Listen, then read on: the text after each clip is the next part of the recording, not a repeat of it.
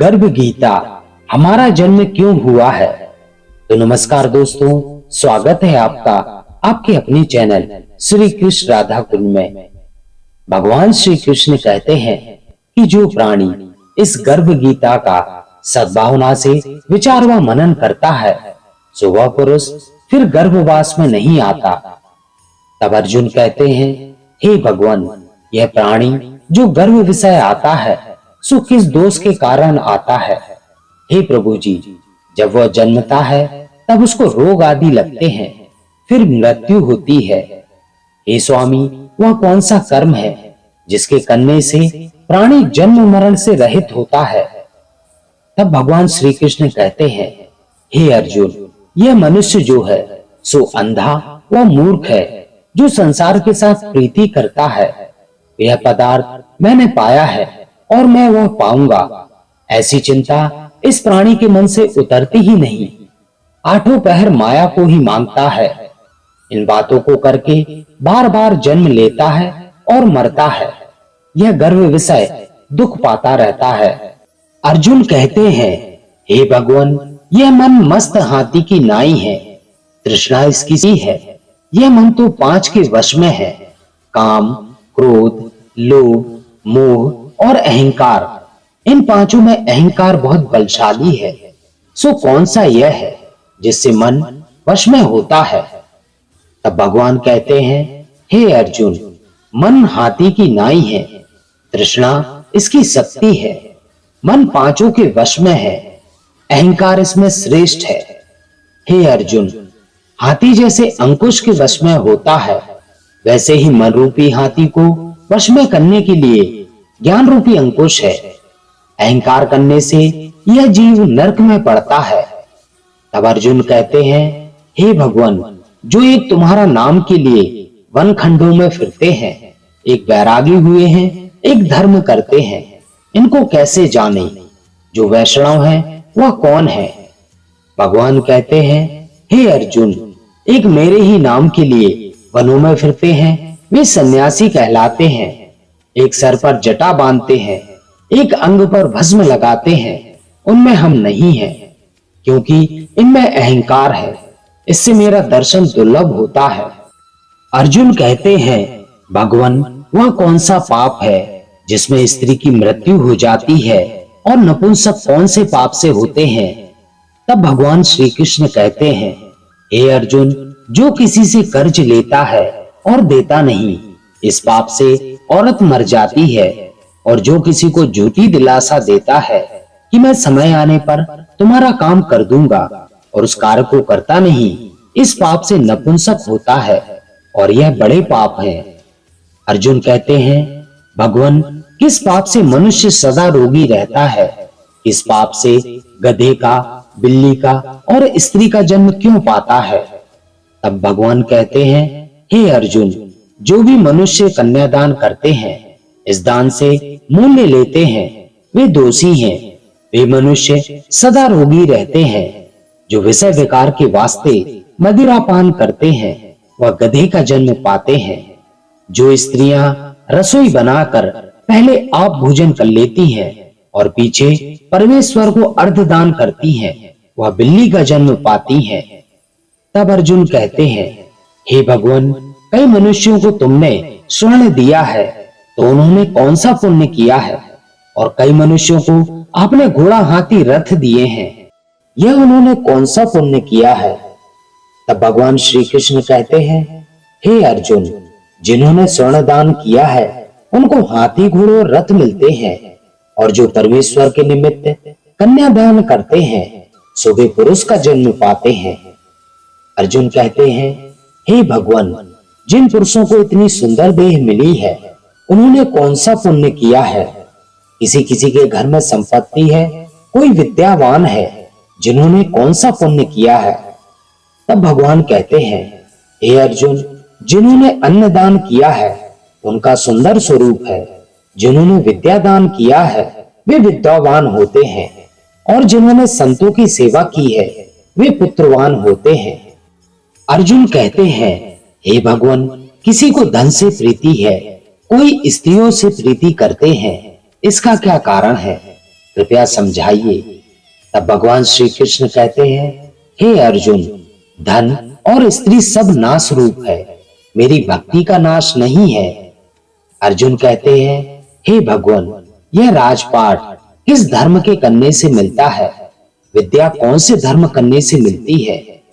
तब भगवान कहते हैं, प्राणी काशी में निष्काम भक्ति के तप करते हुए देह त्यागते हैं, वे राजा होते हैं, और जो गुरु की सेवा करते हैं सो विद्यावान होते हैं। तब अर्जुन कहते हैं, हे भगवान, किसी को अचानक धन बिना किसी परिश्रम के मिलता है, सो उन्होंने कौन सा पुण्य किया है? तब भगवान कहते हैं, हे अर्जुन, जिन्होंने गुप्त दान किया है उनको धन अचानक मिलता है। जिसने परमेश्वर का कार्य और पराया कार्य संवारा है, वे मनुष्य रोग से रहित होते हैं। तब अर्जुन कहते हैं, हे भगवान, किस पाप से मनुष्य गूंगा होता है और किस पाप से कुष्ठी होता है? कृपया करके बताइए। भगवान कहते हैं, हे अर्जुन, जो गुरु से विद्या पढ़कर मुकर जाते हैं सो गूंगे होते हैं, और जिन्होंने गौ का घात किया है वह कुष्ठी होते हैं। अर्जुन कहते हैं, भगवान, जिस किसी पुरुष की देह में रक्त का विकार आता है वह किस पाप से होता है और दरिद्र होते हैं? किसी को खंडवायु होती है तो कोई अंधे होते हैं तो कोई पंगु होते हैं, सो कौन से पाप से होते हैं? और कई स्त्रियां बाल विधवा हो जाती हैं, वह किस पाप से होती हैं? तब भगवान श्री कृष्ण कहते हैं, हे अर्जुन, जो सदा क्रोधवान रहते हैं उन्हें रक्त विकार होता है, जो मलिन रहते हैं वे सदा दरिद्री होते हैं, जो ब्राह्मण और गुरु को लात मारता है वह लंगड़ा और पंगुला होता है, और जो औरत अपने पति को छोड़कर परपुरुष संग करती है वह बाल विधवा होती है। अर्जुन कहते हैं, हे भगवान, तुम पर ब्रह्म हो, तुमको नमस्कार है। अभी तक मैं तुमको संबंधी जानता था, पर अब मैं ईश्वर रूप जानता हूँ। हे पर ब्रह्म, गुरु दीक्षा कैसी होती है, सो कृपा करके मुझसे कहो। भगवान श्री कृष्ण कहते हैं, हे अर्जुन, तुम धन्य हो, तुम्हारे माता पिता भी धन्य हैं, जिनके तुम जैसे पुत्र हुए।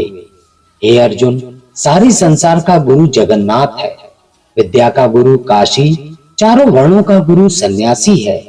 सन्यासी उसको कहते हैं जिसने सबका त्याग करके मेरे विषय मन लगाया है, सो ब्राह्मण जगत गुरु है।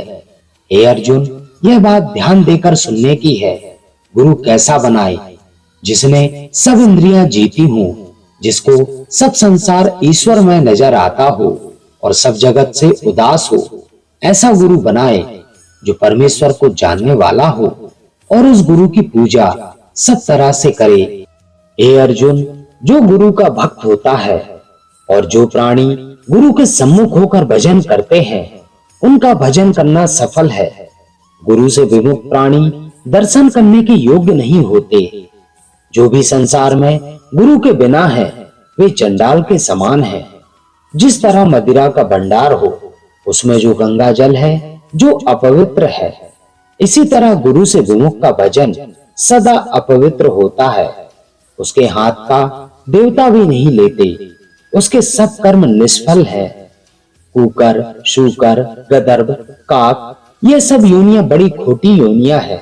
इन सब से वह मनुष्य होता है जो गुरु नहीं करता। गुरु बिना गति नहीं होती, वह अवश्य नरक में जाएगा। गुरु दीक्षा बिना प्राणी के सब कर्म निष्फल होते हैं। हे अर्जुन, जैसे चारों वर्णों को मेरी भक्ति करना योग्य है, वैसे गुरु को धार्य करके गुरु की भक्ति करना योग्य है। जैसे गंगा नदियों में उत्तम है, सब व्रतों में एकादशी का व्रत श्रेष्ठ है, वैसे ही हे अर्जुन, शुभ कार्यों में गुरु की सेवा उत्तम है। गुरु दीक्षा के बिना प्राणी पशु योनि पाता है। जो धर्मी भी करता है सो पशु योनि में फल भोगता है, 84 योनियों में भ्रमता रहता है। अर्जुन कहते हैं, हे भगवान, गुरु दीक्षा क्या वस्तु है? तब भगवान श्री कृष्ण कहते हैं, हे अर्जुन, धन्य है जन्म उसका जिसने ये प्रश्न किया है। तू धन्य है। गुरु दीक्षा के 2 अक्षर है, हरि ओम। इन अक्षरों को गुरु कहते हैं। यह चारों वर्णों को अपनाना श्रेष्ठ है। हे अर्जुन, जो गुरु की सेवा करता है उसमें मेरी प्रसन्नता है। वह 84 से छूट जाएगा, जन्म मरण से रहित होगा, नरक नहीं भोगता है। जो प्राणी गुरु की सेवा नहीं करता वह 3.5 करोड़ वर्ष तक नरक भोगता है, और जो गुरु की सेवा करता है उसको कई अश्वमेध यज्ञ का पुण्य फल प्राप्त होता है। गुरु की सेवा मेरी ही सेवा है। अर्जुन, हमारे तुम्हारे संवाद को जो प्राणी पढ़ेंगे और सुनेंगे सो गर्भ के दुख से बचेंगे और उनकी 84 कट जाएगी। इसी कारण से इस पाठ का नाम गर्भ गीता है, जो भगवान श्री कृष्ण के मुख से अर्जुन ने श्रवण किया है। गुरु दीक्षा लेना उत्तम कर्म है। उसका फल यह है कि नरक की 84 से जीव बचा रहता है। तो मित्रों, आपको हमारा आज का वीडियो कैसा लगा अपने कमेंट करके हमें जरूर बताएं। और जो भी मित्र हमारे चैनल पर नए हैं और जिन्होंने अभी तक चैनल को सब्सक्राइब नहीं किया है, वे चैनल को सब्सक्राइब जरूर करें और बेल आइकन प्रेस करके ऑल करें, ताकि आगे आने वाली वीडियोस की नोटिफिकेशन आपको समय पर मिलती रहे। तो दोस्तों, इस वीडियो में बस इतना ही। मिलते हैं ऐसे ही किसी अन्य ज्ञानवर्धक वीडियो में। तब तक अपना ख्याल रखें। आप सभी को बहुत बहुत धन्यवाद। जय श्री कृष्णा।